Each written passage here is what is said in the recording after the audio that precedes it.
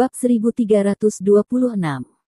Bangsal yang semula sepi langsung tersulut oleh kalimat ini, dan ruangan segera mendidih, dan sekelompok dokter menyandarkan kepala mereka bersama-sama dan mulai berbicara dengan suara rendah.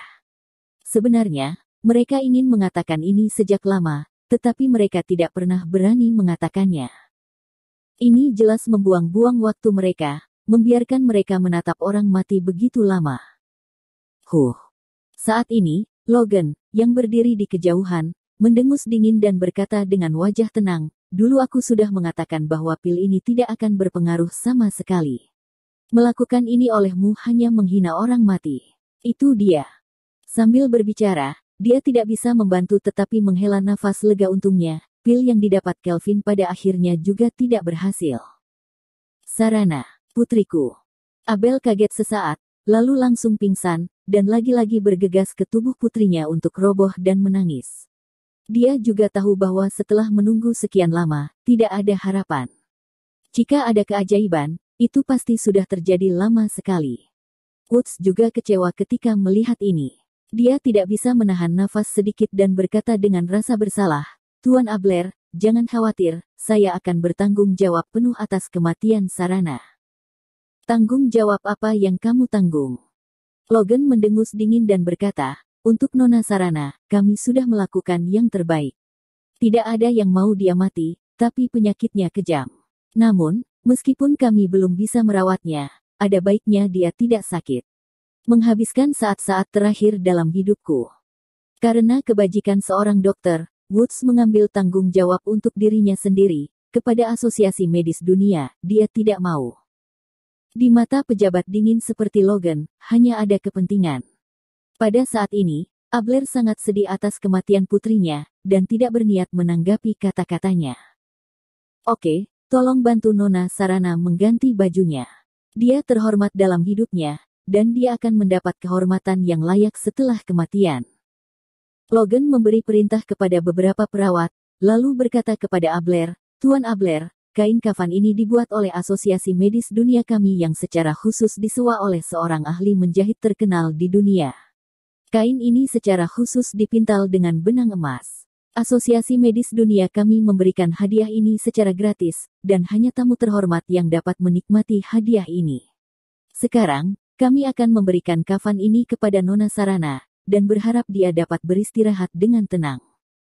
Beberapa perawat buru-buru mengeluarkan kafan tersebut dari lemari setelah mendengar suaranya, dan bersiap untuk mengenakan Sarana. Toh, begitu jenazah menjadi kaku, kafan tersebut akan sulit dipakai.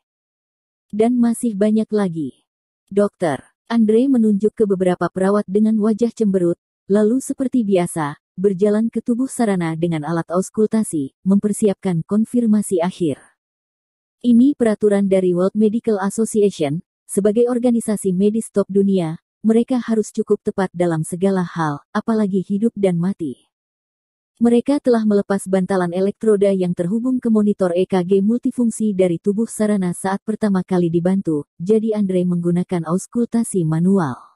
Untuk dokter setingkatnya, auskultasi manual bahkan lebih baik daripada monitornya harus akurat." Andre dengan terampil meletakkan kepala diagnosis dari mesin auskultasi di dada Sarana, mendengarkan dengan seksama sejenak, dan memastikan bahwa jantung Sarana telah berhenti berdetak, dan kemudian dengan sungguh-sungguh mengumumkan, pasien sudah mati. Dengan itu, dia segera menyingkir dan memberi isyarat kepada beberapa perawat untuk terus mendandani Sarana.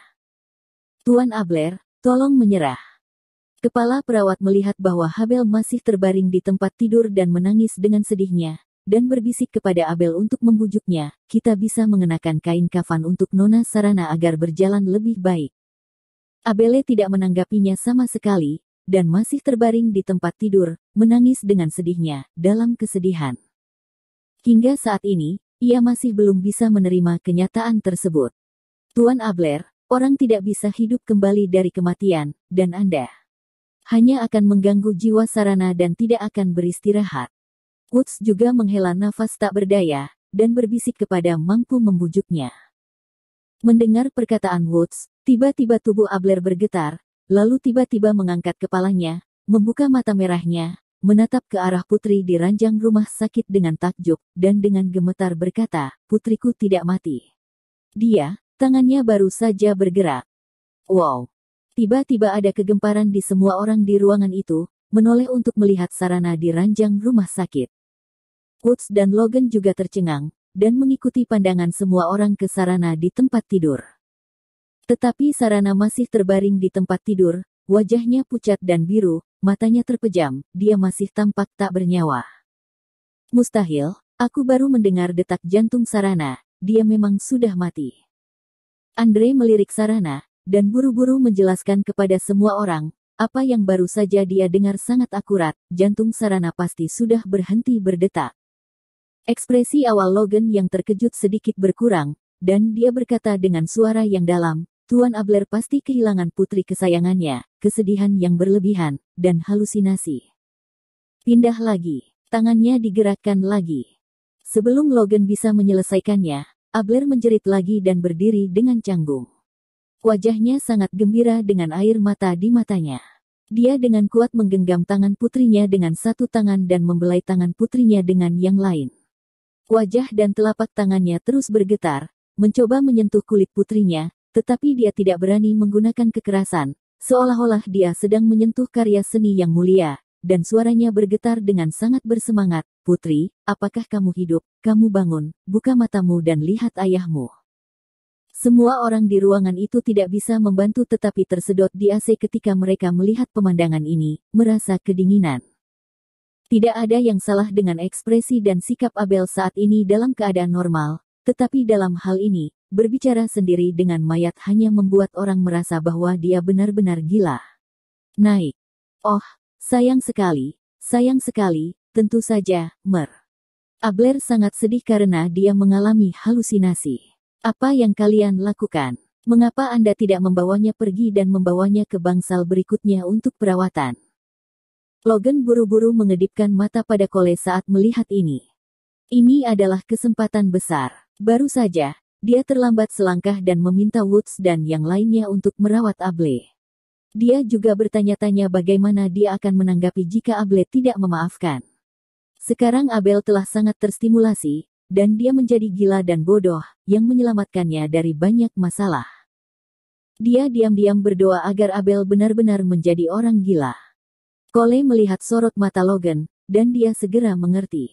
Dia memimpin dan bergegas ke depan Abler, meraih lengan Abler dengan satu tangan, dan mematahkan tangan Abler di tangan Sarana dengan tangan lainnya. Seng berkata, "Tuan Abler, lepaskan, biarkan Nona Sarana pergi dengan ketenangan pikiran." Sial. Di tengah kata-kata Cole, tiba-tiba dia menjerit keras. Seluruh orang itu sepertinya disengat kalajengking. Dia melompat dan jatuh ke tanah dengan tamparan di kakinya. Tulang ekornya kesemutan dan dia menangis. Arus silang. Apa yang kamu lakukan? Apa kamu gila? Semua orang di ruangan itu juga terkejut dengan gerakan tiba-tiba Cole, dan Logan tidak bisa menahan kutukan. Wajah Cole pucat, dan dia mengabaikan air mata dan hidung dari wajahnya, memandang Sarana di ranjang rumah sakit dengan ngeri, dan berkata dengan gemetar, Dia.